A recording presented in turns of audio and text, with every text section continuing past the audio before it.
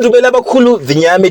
is back ngemsana munoziva inini pano ndinoya nenyaya dzakakosha. Nasi ndadzoka zvekare kwamuri muri Zimbabwe iri Sunday kudai tikaterekedza timboonesana zvimwe zvezvinhu zviri kuitika munyika. So panapa Sengezo Tshabangu nezuro anga ari kuhwange uko kwaitwa zveku commission wa phase 1 and stuff chichi na President Emerson Mnangagwa. So panapa Sengezo Tshabangu akazobvunzwa nyaya yekusiya politics kwakaitwa na Tendai Biti, former finance minister, the guy angati chikondo angari top opposition, top leaders opposition vacho enzi right kana muta zvochamisa motora Biti makutaura nevamwe saka uyu asiya nigirigini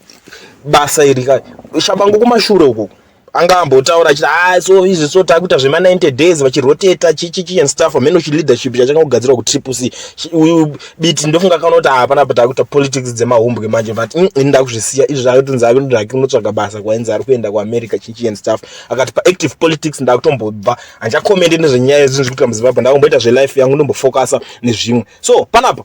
Tshabangu ndokuzobuda manje akati leaders come and go, we can't rely on the old guard. Tinozomu appreciate nezvakaita ebo but it no respect the decision yake yakaita. In other ways tikuona kuti zvineka kutofarira kushuti kuti this guy aenda because we have no right pari zvinovasara vese vava pana ndakunyaso take over tikanotora kutocontrola zvinhu zviro ndizuro maoffices ekubva vakarwirwa munozviziva imimi pakabva favor wapo waShabangu you see. So apa paifungidzwa kuti kune vamwe vanhu vakabva kure nestruggle vanhu vakaita sana Tendai Biti vanhu vakabuilda chinhu chacho kaichocho ndo vakusiya kuti leaders they come and go kuda kuti this guy akangopinda bahijega party yake nezvinhu zvake akutobvunzwa kuti ndingasiya zvikanzi leaders they come and go